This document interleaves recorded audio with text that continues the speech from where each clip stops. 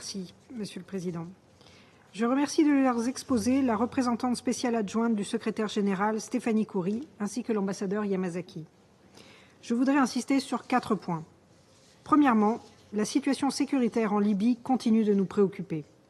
La France réitère l'impératif de pleinement respecter l'accord de cessez-le-feu d'octobre 2020 et invite toutes les parties à s'abstenir de susciter des inquiétudes quant au respect de cet accord. Alors que la Libye vient de fêter le 84e anniversaire de la naissance de l'armée libyenne, la France appelle l'ensemble des acteurs libyens à œuvrer pour l'unification des forces armées du pays. Ce processus est indispensable pour que la Libye retrouve sa souveraineté et sa stabilité hors des influences étrangères. La France reste mobilisée pour progresser en ce sens, avec le concours de la MANUL et dans le cadre du groupe de travail sur la sécurité. La France regrette les tensions sécuritaires dans le pays qui fragilisent sa stabilité et menacent la sécurité de ses habitants. Deuxièmement, la France encourage la reprise d'un processus politique seul à même de mettre fin au cycle de tensions entre groupes armés. Elle appelle les Libyens à s'en saisir. Ce processus doit mener à la formation d'un nouveau gouvernement unifié et à l'organisation d'élections présidentielles et législatives sans plus attendre, conformément aux vœux de la population libyenne.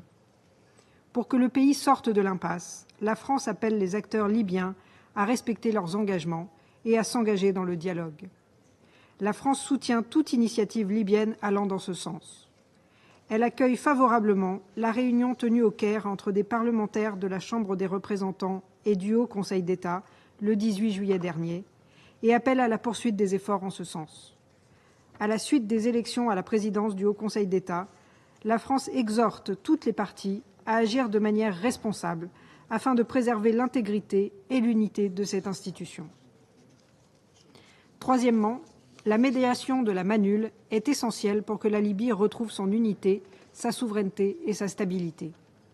La France réaffirme son plein soutien aux efforts des Nations unies et à la mission de bons offices du secrétaire général.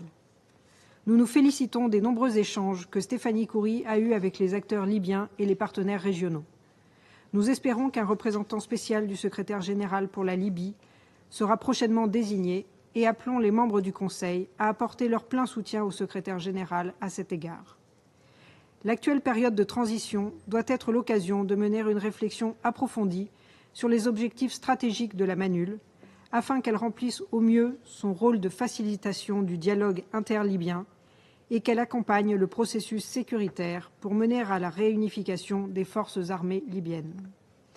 Quatrièmement et dernier point, la France demeure inquiète par la fermeture de l'espace civique en Libye et les violations des droits de l'homme, en premier lieu par les détentions arbitraires et les disparitions forcées.